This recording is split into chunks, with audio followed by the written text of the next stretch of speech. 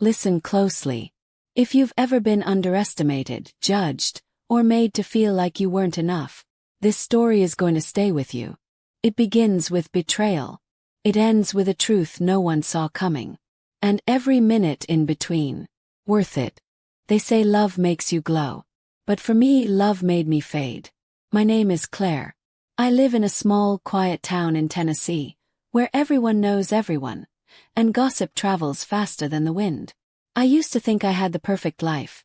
A cozy home, a loving husband named Daniel, and dreams of growing old together. But one evening everything changed. It was our 5th anniversary. I had cooked his favorite dinner, wore the dress he once said made me look like a dream, and even lit the same vanilla candles we used on our wedding night. But when he walked in, the look on his face wasn't the same. He barely glanced at me, dropped his bag on the couch, and sighed like coming home was a burden. I asked if something was wrong. He didn't answer. As the night went on, his silence turned to irritation. He snapped at me for burning the garlic bread, even though it wasn't. And then, as I tried to make light conversation, he said words that tore through me like glass. Claire, can you stop pretending? You've changed. You're not the woman I married. Froze. I didn't understand. Changed how? I whispered. He sighed again, not meeting my eyes. You've let yourself go. You don't take care of yourself anymore. You've gained weight, Claire. I feel like I don't even know you. Those words hit me harder than any slap ever could. I wanted to scream, to defend myself, to remind him how I stayed by his side when he lost his job, how I worked double shifts to keep us afloat. But I couldn't speak. My throat closed, my heart broke, and tears blurred my vision. He didn't even apologize. He just stood, grabbed his coat and walked out, leaving the dinner untouched, leaving me shattered. That night, I sat in front of the mirror for hours, staring at my reflection. The woman looking back wasn't ugly. Just tired, forgotten, unloved. For the first time I saw what I had become, not because of my weight but because I had spent years trying to be enough for someone who stopped seeing me. I didn't know it then, but that night was the beginning of my transformation. Because sometimes life doesn't destroy you, it breaks you open to rebuild you stronger. He thought walking away from me would make him free. But soon he'd realize he had just set my fire burning. The days after Daniel left were silent, but not peaceful. Silence has a way of screaming at you when your heart's broken. Every corner of that house reminded me of him. The coffee mug he used every morning, the jacket hanging by the door, the faint smell of his cologne on our bed. I couldn't escape it. I tried distracting myself with work, with cleaning, even with baking, but nothing dulled the ache. People in town started talking. In small towns they always do. Some pitied me. Others whispered behind my back. Poor Claire, they'd say. Her husband finally got tired of her weight. I heard it all, even when they pretended I didn't. First I cried. Every night. Every single night. Until one morning I woke up, looked at the puffy-eyed stranger in the mirror, and whispered to myself, "Enough." That word hit me like a lightning bolt. Enough of crying for someone who didn't care. Enough of hating my body because someone else made me feel ashamed of it. Enough of letting his absence define my worth. I was done being a victim in my own story. I started small. I laced up an old pair of sneakers that had been collecting dust under the bed and stepped outside. The air was crisp, cold, and unfamiliar, but it woke me up. I walked around the block that morning, head down, heart heavy. But I did it again the next day. And the next. By the end of the week, I was walking 3 miles every morning before sunrise. Not because I wanted to look different, but because it made me feel alive again. I began changing what I ate, how I spoke to myself, how I carried myself. I read books about self-love, joined an online fitness group, and even started journaling my feelings instead of bottling them up. The more I worked on myself, the more I realized how much I had let Daniel's words define me. I had believed I was not enough. But I was wrong. I was more than enough. He just didn't have the eyes to see it. Months passed. My body changed, yes, but my soul transformed even more. The heaviness in my heart was replaced by something fierce, determination. I started smiling again, laughing again, even flirting again. Not because I needed anyone's validation, but because I was finally falling back in love with myself. Then, one Saturday afternoon, I went to the local farmer's market. The same place Daniel and I used to visit every weekend. As I browsed the stalls, picking fresh vegetables, I heard a familiar voice behind me. My heart skipped. I turned around and there he was. Daniel. He looked different. Older. Tired. There was no spark in his eyes anymore. And beside him was that woman, the one he had left me for. Except this time she didn't look so smug. They were arguing, quietly but intensely. He noticed me first. His eyes widened as if he'd seen a ghost. I could see it in his face. The shock, the regret. Because I didn't look broken anymore. I looked radiant, confident, alive. I smiled politely, said, "Hi, Daniel," and walked past him like he was just another stranger. For the first time I was the one in control. That night, as I sat on my porch sipping tea, I realized something powerful. Revenge doesn't always come in dramatic confrontations or cruel paybacks. Sometimes the sweetest revenge is peace. But deep down, I knew this wasn't the last time our paths would cross.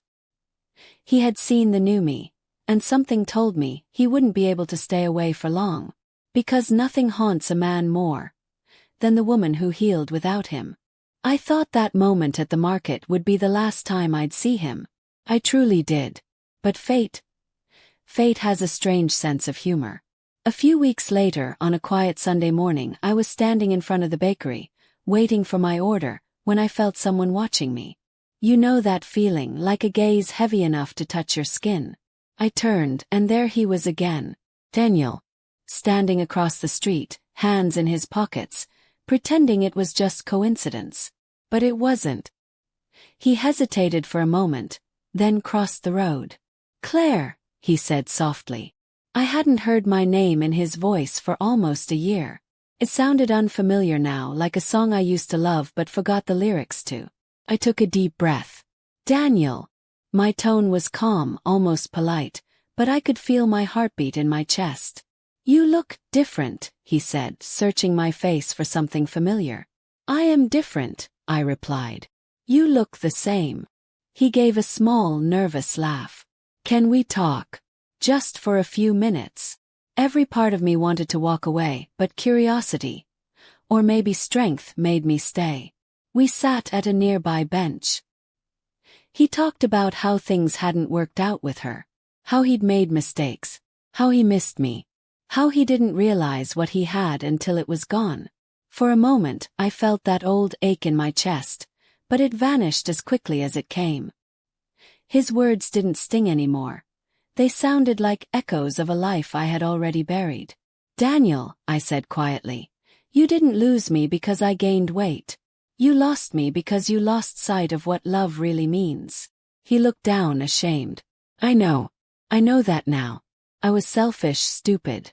I thought I needed something new, but all I did was destroy something real. I stood up, brushing the crumbs from my lap. "I hope you find peace, Daniel. Truly. But I've already found mine." I smiled gently, not out of pity, but out of power. Then I turned and walked away. I didn't look back. That night he called. I didn't answer. The next day he texted. I didn't reply. I had spent too many nights waiting for his attention once upon a time. Now it was his turn to wait and wonder. Weeks passed. I saw him around town a few more times. At the coffee shop near the park, even outside my new yoga studio. Always with that same lost look in his eyes. He was trying to find a way back into a story that had already ended. But the truth was, my life had grown far beyond him. I had started a small baking business from home. Something I'd always dreamed of. I had friends who made me laugh, a community that cheered me on, and a version of myself I was finally proud of. I no longer needed closure from him. I was the closure. Still, I could feel it. He wasn't going to give up that easily. He had seen what I'd become. And men like Daniel, they always come back when they realize the woman they broke is now stronger than their ego. I thought I had closed that chapter for good, But life was about to test how far I'd really come. Because when Daniel showed up again, it wasn't to apologize. It was to ask for something I never expected. It was a cold Tuesday morning when Daniel knocked on my door. I almost didn't answer. The sound startled me, 3 sharp knocks, then silence. I wasn't expecting anyone, and most people in town knew I didn't like surprise visits. I peeked through the window, and when I saw his face, my stomach tightened. He looked different this time, not just older but worn out. There were dark circles under his eyes. His shoulders slumped as if life had finally humbled him. I opened the door just enough to speak. "What do you want, Daniel?" He swallowed hard. "Claire, please. I need a few minutes." His voice trembled slightly, and against my better judgment, I let him in. He stepped inside cautiously, like a man entering a church after years of sin. The same house he once left behind now felt foreign to him. My walls, once filled with our photos, now carried warmth of my new life. Paintings, plants, small touches of peace. He sat down on the edge of the couch, fidgeting with his hands. "I don't deserve to ask you for anything," he began. "But I'm in trouble." I crossed my arms. "Trouble?" He nodded slowly. "The business I started after I left. It went bad. My partner stole from me, and now I'm in debt. I don't have anyone else to turn to." I stared at him, speechless for a moment. The man who once called me too much was now sitting in front of me, stripped of pride, asking for help. "Why me, Daniel?" I asked softly. "After everything you did, why come here?" His eyes met mine, desperate, heavy, tired. "Because you're the only person I ever knew who had a heart big enough to forgive." That sentence cut deep, not because it was flattering but because it was manipulative. He still thought of me as the same woman who would always rescue him. But he didn't realize that version of me no longer existed. I took a slow breath. "Daniel, I don't hate you. I really don't. But forgiveness doesn't mean access. You burned that bridge yourself." He looked at me as if I'd slapped him. "So, you're just going to let me drown?" "No," I said calmly. "I'm going to let you swim. You're capable. You just forgot how to." He leaned forward, his voice cracking. "Claire, please. I'm begging you. I'll do anything. Just, please help me." I felt that old tug in my heart again, that part of me that once wanted to fix everything. But then I remembered the nights I cried myself to sleep, the mornings I couldn't even look at my reflection. I remembered how he made me feel small when all I ever did was love him. I stood up and said, "Daniel, I hope you find a way out. But I can't save you. Not anymore."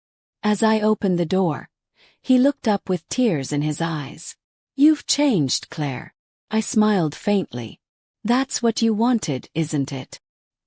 He left without another word, and for a long moment I stood there, feeling both proud and heavy. I hadn't just turned him away. I had finally let go. That night, though, something unexpected happened. I got a text from an unknown number. It said, "You'll regret saying no to me."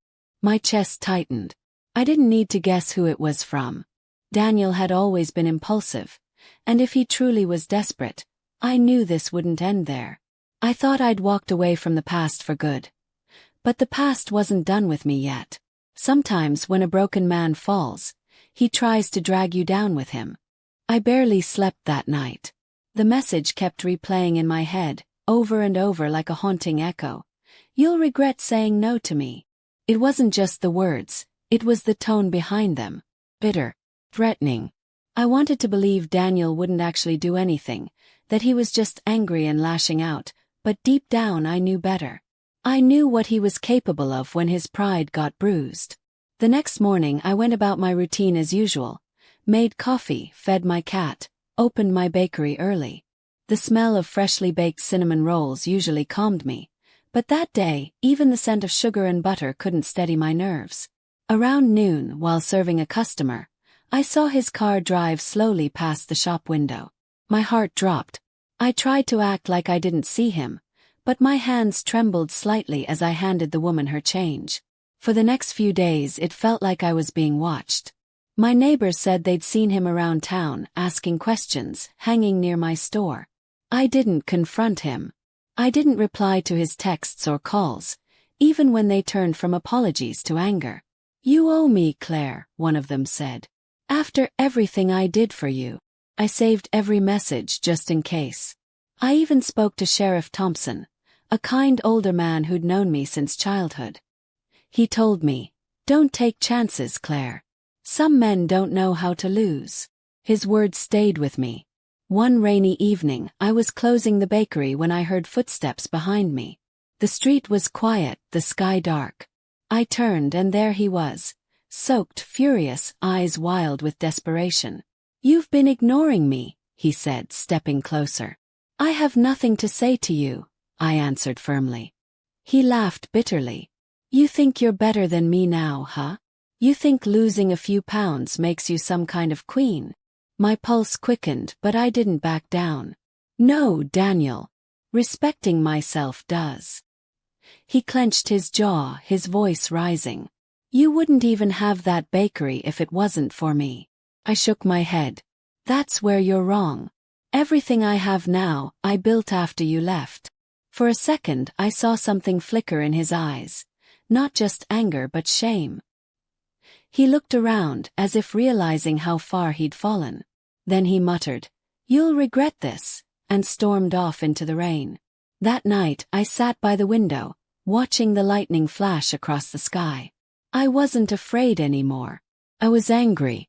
Angry that he still thought he could control my peace. Angry that he believed my success was his to claim. I knew I had to protect myself not just from him, but from ever becoming the woman I once was. Afraid, apologetic, silent. The next morning I filed a restraining order. It wasn't easy, and it wasn't how I imagined my life would go, but it was necessary. And for the first time I didn't cry afterward. Instead I went to my bakery, flipped the sign to open and smiled. I was taking my life back one boundary at a time. Days turned into weeks, and slowly the storm began to fade. He stopped showing up. His calls stopped. For a while I thought maybe it was truly over. But one night I found an envelope on my doorstep. No name, no return address.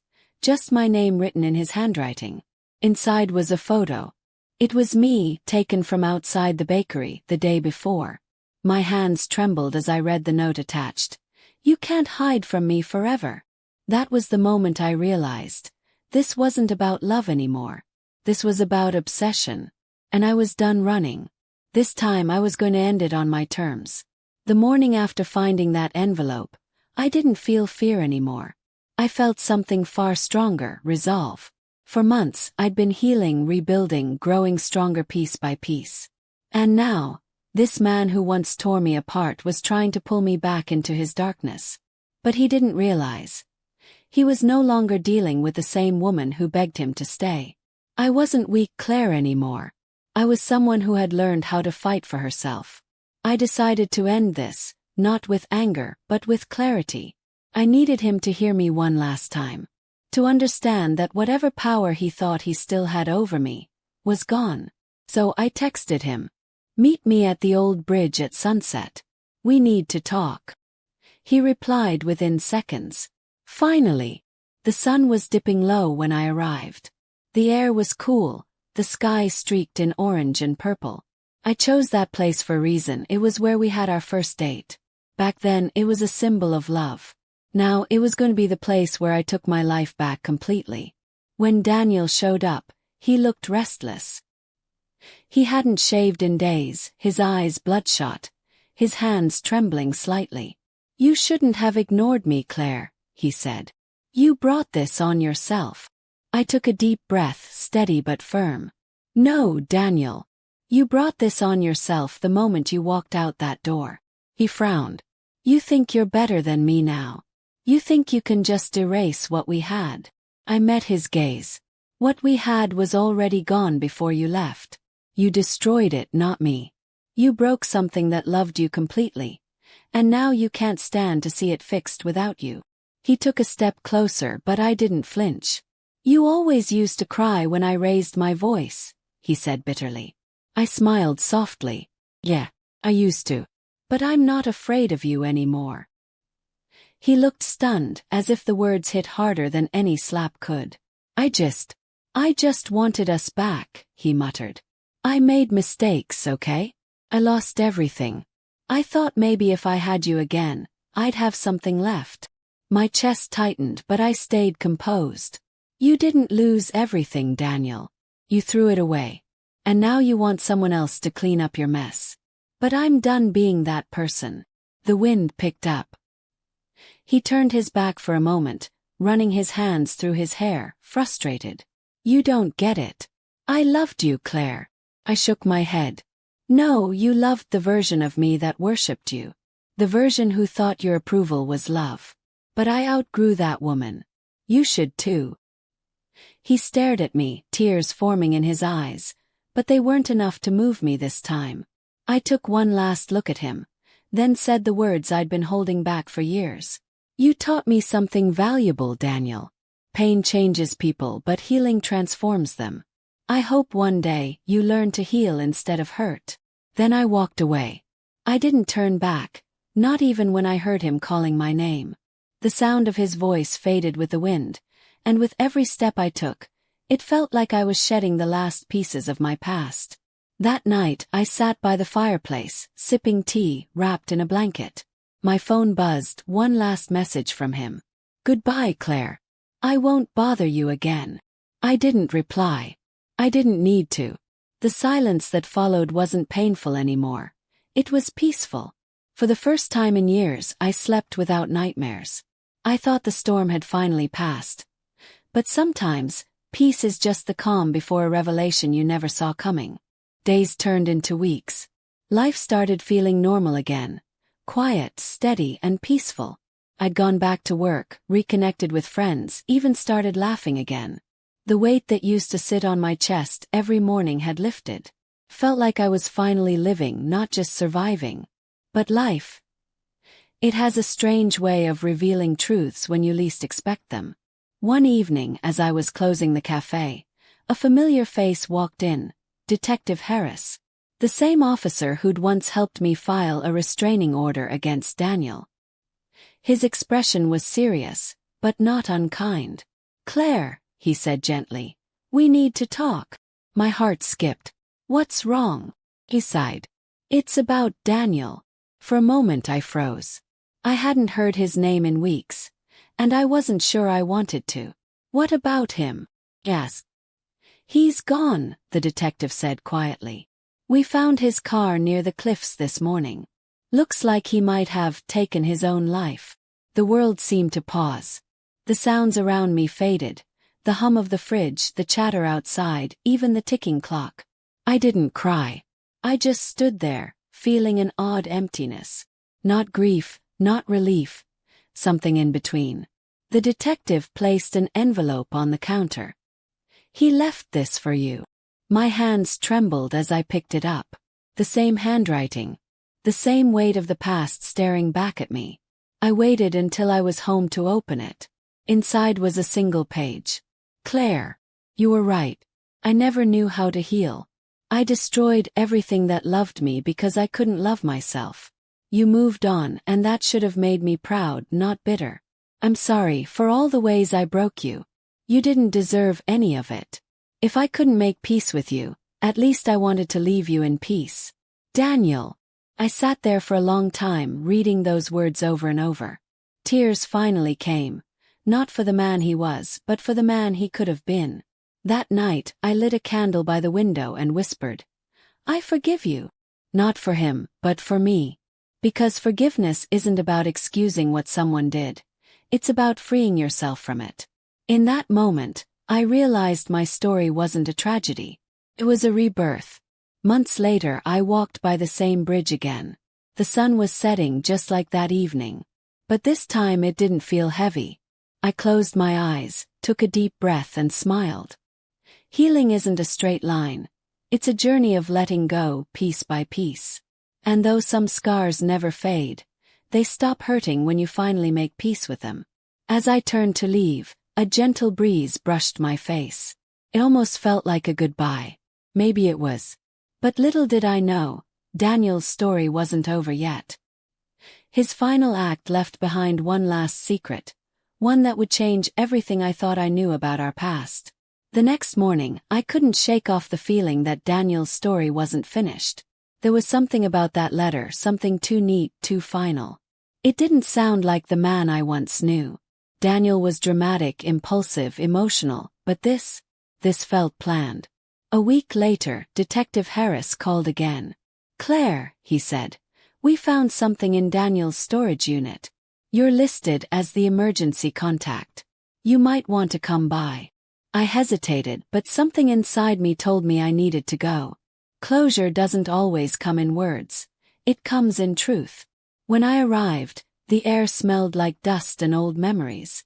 Boxes were stacked high, labeled in Daniel's handwriting. Old records, tax files, work stuff. But one box sat apart from the rest. No label. Just my name, Claire, written in bold black ink. My fingers trembled as I opened it. Inside were photos. Hundreds of them. Me. From years ago. Some from when we were happy, others from days when I didn't even know he was watching. There were also newspaper clippings, hospital records. And then, something that made my blood run cold. A folder titled, "The Bet." I opened it slowly, scanning the first page, and my heart broke all over again. It was an email exchange between Daniel and one of his old college friends. "You're still with her. Man, you were supposed to prove a point, not marry her." "I know. But she fell for me hard. It's easier this way." "So, you're really staying with her just to win the bet?" "Relax. Just a few years. Then I'll move on. Besides, no one will believe she ever got a guy like me." The room started spinning. I sank to the floor, clutching those papers like they were burning my hands. All this time, every smile, every promise, every "I love you." It started as a bet. I thought I'd already faced the worst parts of him. I thought I'd made peace with everything. But this was something else. This was betrayal carved into my soul. For hours I sat there, surrounded by ghosts of my old life. But somewhere in that pain, a strange calm rose inside me. Because for the first time I saw the truth. Not the monster he became, but the emptiness he'd lived with all along. He didn't ruin me. He revealed me. I took a deep breath, stood up, and walked out, leaving the box behind. I didn't need to carry that weight anymore. His secrets, his lies, they were never mine to hold. That night I went home, stood in front of my mirror, and looked at myself. The same girl he once mocked. The one he thought wasn't enough. But now, I saw someone powerful. Someone real. My voice cracked as I whispered to my reflection. "You were never his bet. You were his lesson." And in that moment, I finally understood what real revenge looked like. It wasn't about making him regret. It was about showing the world that I became everything he said I couldn't. But fate wasn't done with me yet. Because a few days later, I got a call that would drag me back into the past, forcing me to face one final truth about Daniel, and the night he died. 3 days later, just as I was starting to feel like life was settling again, my phone rang. The screen showed unknown number. I almost ignored it, but something urged me to answer. "Is this Claire?" a woman's voice asked. She sounded nervous, like someone carrying a secret too heavy to hold. "Yes. Who's this?" I don't know if I should be calling you. My name's Lila." I knew Daniel. The way she said his name made my stomach tighten. "Knew him? How?" There was a pause, and then, "I was with him the night he died." My heart stopped. "What did you say?" "I was there," she repeated softly. "He called me that evening. Said he needed to talk to someone who wouldn't judge him. We met near the cliffs. He was drinking, crying, saying he ruined everything." I pressed the phone tighter to my ear. "Did he say why he was there? Did he jump?" Her voice broke. "No, Claire. That's the thing. He didn't jump. He slipped." Silence filled the room. "He was standing near the edge," she continued, voice trembling. "He said he wanted to make things right. He pulled something from his pocket, a flash drive, and told me to give it to you if anything happened. But before he could finish talking, he lost his balance and her voice cracked. He fell. I sat there frozen, tears blurring my eyes. Lila, do you still have it? The drive? Yes, she said. I didn't know what to do with it. I was scared. But I think it's time you see it. We met the next morning at a quiet cafe. She was young, barely in her 20s, with guilt written all over her face. She handed me a small silver flash drive and whispered, "I'm sorry for everything." He was broken, Claire. He wanted to tell you the truth. Back home, I plugged it into my laptop. My heart raced as a single video file appeared. For Claire. Click play. Daniel appeared on the screen, sitting in his car. His face was pale, tired. But his eyes, they were softer than I remembered. Claire, if you're watching this, I guess I didn't make it. I know there's nothing I can say to fix what I did. But I want you to know the truth. The bet, it was real. But it wasn't what it became. My friends dared me to ask you out because they thought I wouldn't. They said you weren't my type. But then, fell for you. Hard. He took a shaky breath, looking down. I wanted to tell you, but I was too much of a coward. Kept pretending. And every time I looked at you, the guilt grew. When you left me, it hurt, but I deserved it. You didn't destroy me, Claire. You saved me. You made me see the man I didn't want to be. I'm sorry I couldn't say that sooner. The video ended. I just sat there, staring at the blank screen, the sound of my heartbeat echoing in my ears. I didn't know what to feel. Anger, sadness, forgiveness. All of it swirled together until I broke down and cried. For the first time, I cried not for what he did to me, but for what he did to himself. The next day, I went back to the cliffs. The wind was cold, sharp, almost cleansing. I stood there, holding the flash drive in my hand, and whispered, "I forgive you, Daniel. But I also forgive myself for loving you." Then I threw the drive into the ocean and watched it disappear beneath the waves. It felt like closing a book that had taken years to finish. But just when I thought the past was finally behind me, I got a letter. No name, no return address, just 4 words written in familiar handwriting. "You don't know everything." The letter lay on my kitchen table for hours before I opened it. Just 4 words stared back at me. "You don't know everything." My heart pounded as I turned it over. No sender. No clue. Just that neat, familiar handwriting. I wanted to believe it wasn't Daniel's, but the slant of the letters, the way the Y curled, it was his. Or someone trying to make it look like his. For a moment, fear crept back into my chest. The same fear I thought I had buried forever. But curiosity, it was stronger. I picked up my phone and called Detective Harris again. "I need to see Daniel's case files," I said firmly. He hesitated. "Claire, it's been closed. It was ruled an accident." "I know," I said.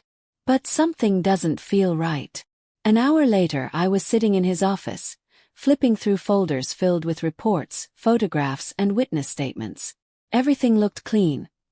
Until I found one page tucked in the back. Financial record. Daniel had made several cash withdrawals days before his death. Thousands of dollars. And one of the transactions was linked to a name. Lila Brooks. The same girl who had given me the flash drive. My pulse quickened. I dialed her number immediately, but it went straight to voicemail. Called again. Nothing. That night I couldn't sleep. Questions kept swirling. Who was she really? Why was she with Daniel? Why did he give her the flash drive instead of anyone else? By morning I decided I couldn't wait. I drove to the address she had written on the cafe napkin when we met. A small, run-down apartment complex on the edge of town. I knocked once. No answer. Then again. Finally the door creaked open, and Lila stood there, pale, trembling. "Blair, I didn't think you'd come." "I got your letter," I said. "What's going on?" Her eyes filled with tears. "I'm sorry. I tried to tell you everything, but I couldn't. I was scared." "Scared of what?" She looked down, then whispered. "Because Daniel didn't fall by accident. And he didn't jump either. Someone pushed him." The room went silent. My heartbeat roared in my ears. "What are you talking about?" I asked, my voice shaking. Lila swallowed hard. "He was meeting someone else that night. He told me to wait in the car while he talked." I heard shouting, two voices. A man and him. Then suddenly he screamed, and he was gone. I gripped the edge of the doorframe, my legs barely holding me. "Do you know who it was?" She hesitated, then handed me a torn piece of paper. On it was a name, Ethan Cole. The same man who used to work with Daniel. The same man I remembered from our wedding. Daniel's best friend. Suddenly everything connected. The bet. The betrayal. The guilt. Ethan had been part of it all. But why kill him now after all these years? Lila whispered. He found out Daniel was going to expose him, about the fraud at their company. Daniel wanted to come clean to make things right. But Ethan couldn't risk it. That's why he met him that night. Tears welled in my eyes. The man I had spent years hating, the man I thought ruined me, had actually tried to do the right thing at the end. I turned to Lila. "Why didn't you tell the police?" She shook her head. "I tried. But Ethan's powerful. He threatened me. I thought he'd come after me, or you." I took a deep breath. "Not anymore. He won't." That night I went straight to Detective Harris with everything. The letter, the name, Lila's statement. He listened carefully, and for the first time I saw something in his eyes, belief. Within days they reopened the case. Evidence came pouring out. Bank statements, emails, security footage. It was all there. Ethan Cole was arrested. Justice finally. When the news broke, I drove one last time to the cliffs. The same place where it had all ended. Only this time I wasn't crying. I was smiling. Not because Daniel was gone, but because his truth had finally found the light. I stood there as the wind brushed through my hair and whispered softly, "You weren't the monster, Daniel. You were just lost. And now you're free." For a moment the sky seemed brighter, like the world was exhaling with me. I turned to leave, the waves crashing below, and whispered one final truth. Not for him, but for every woman who's ever been broken, underestimated, or made to feel small. They may forget your worth, but never let them define it. Because revenge isn't always about getting even. Sometimes it's about becoming everything they said you never could be. And as I walked away, for the first time in years, I wasn't the fat girl from a small town anymore. I was Claire Matthews, the woman who turned her pain into power, her scars into strength, and her ending into a new beginning. It's been 2 years since that day at the cliffs. 2 years since I finally closed the door on my past.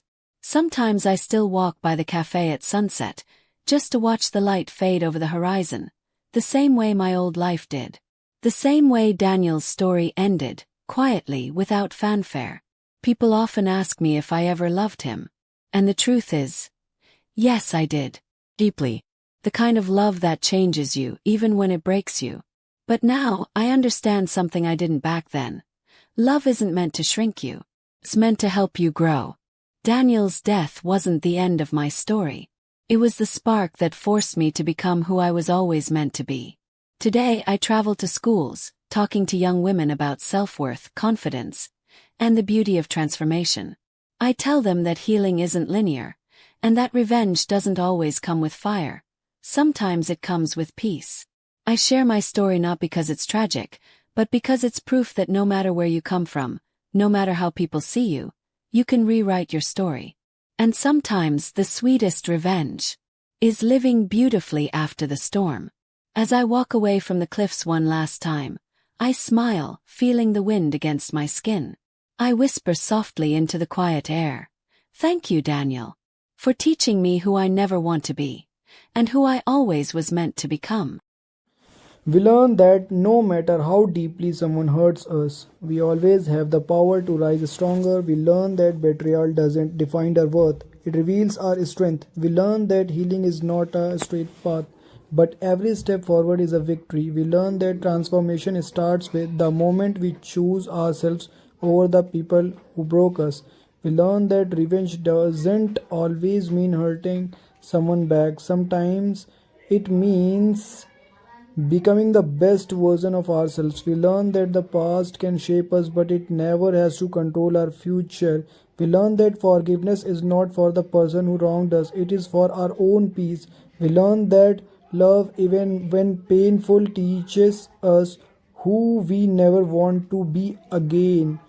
We learn that truth always finds its way to the surface, no matter how long it takes, and most importantly, we learn that our story doesn't end where someone tries to break us, it begins where we decide to rebuild. Thank you for watching.